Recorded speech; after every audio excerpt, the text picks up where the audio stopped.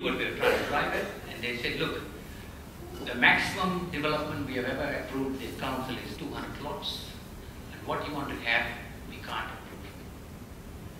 You've got to go and see the state. I think they may have said that, hoping that we won't turn back. We went and saw the state minister. After a while, it took a while to see him, and he was not very happy, but he said, look, I'll give it a go, I'll ask my senior bureaucrat to advise me what to do. And I'm cutting the story very short. The senior bureaucrat came back to the minister and said, Minister, this development should not be approved. It's an out-of-sequence development. It should not go. The ministers overruled him and said, if the state does not have to pay any money to this, we'll allow it to go on our terms and conditions. And those conditions were very onerous. Friends, can I say we had struggled and struggled and struggled with both governments and councils. And I respect the senior bureaucrats. They have a job to do. They have to preserve the integrity of the state and the council. But many a time have I gone to these meetings with my planners, and I've come back to the office and I've said, all of you who have read the Bible, you know this. The Bible says, Father, forgive them, for they know not what they do. Wonderful people committed to the government, but we were in two different plans. It's your job to try and bring it up and help them to get to where you want. I'll cut the story short, but they finally said you have to have a validating legislation and an act of parliament to get it approved, because we have never ever approved anything like this in this country. There is no planning instrument for this. The only planning instrument that we have got is for Canberra, and that doesn't apply here. So after 4.5 years, it went to Parliament. As you know, we have 89 parliamentarians. We've got the government, the opposition, and the independents. And they all have different views about life. It was debated right up to late at night. I was there with my planner. We were hoping to see some outcome. And finally, late in the night, you may not believe it, friends, all the 89 hands unanimously passed this project.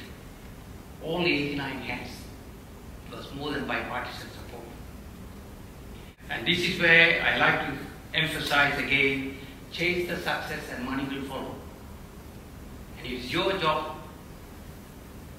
to convince those who are not with you to try and get them to understand that what you are doing is what's right for society.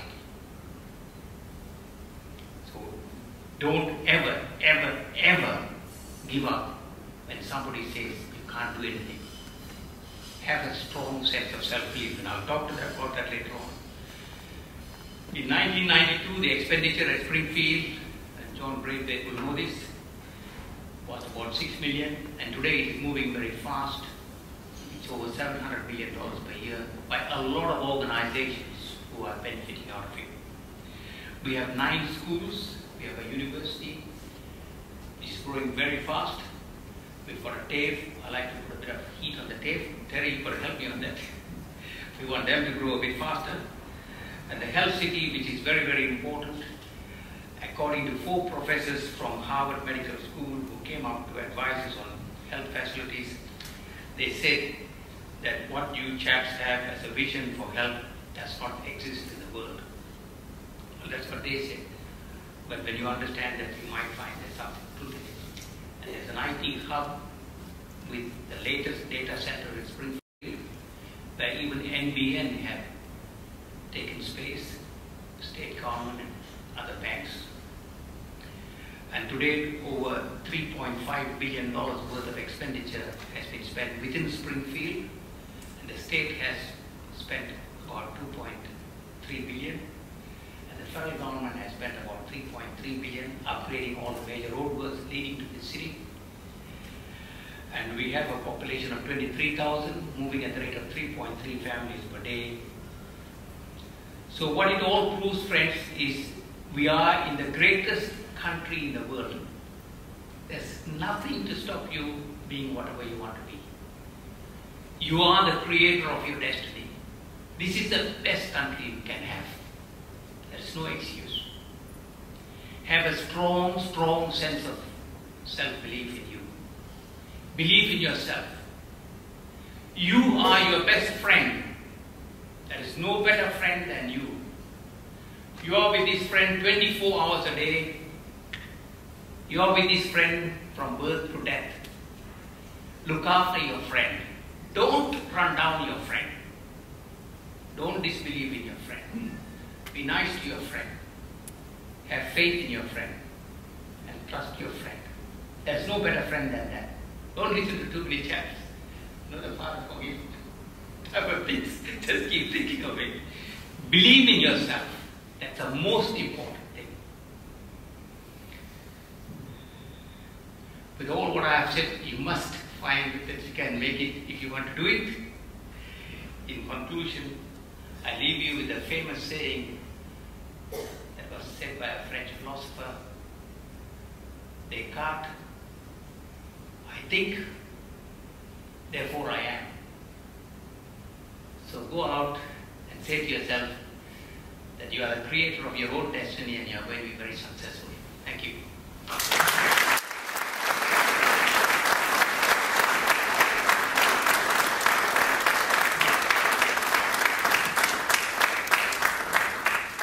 Thank you for your words of wisdom and encouragement to us this morning.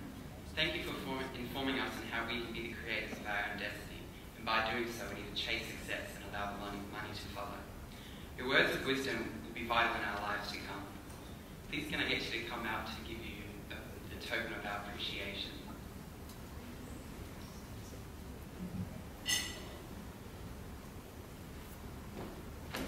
Please show your appreciation.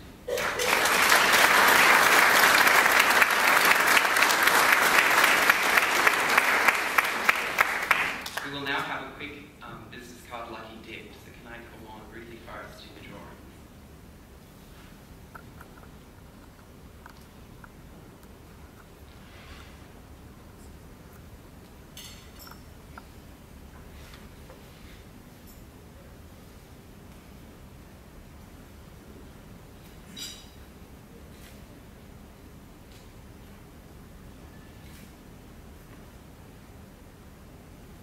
The settlers from Forest Lake and Tino Peluso.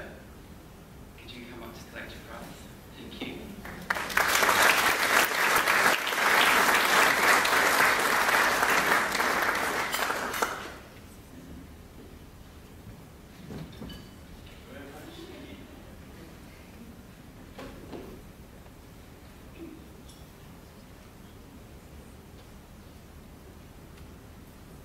David Armstrong from Bank of Queensland.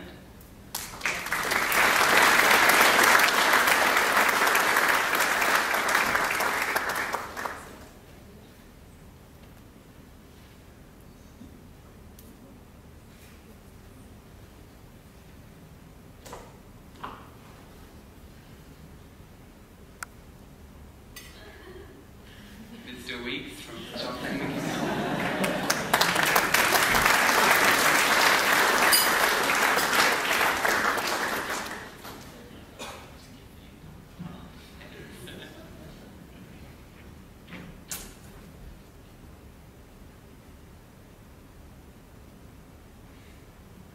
Gavin from Bean Commercial Services, PWLC.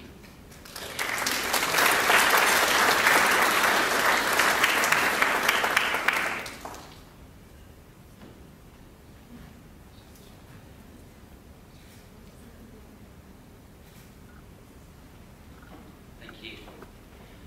A final thank you to all our business and university guests and to Mr. Weeks, the head of business of the college, who have supported us. This brings us to the formal conclusion of this event. We hope you have found this morning enjoyable and informative, and we wish you a safe travel back to your workplaces. Thank you.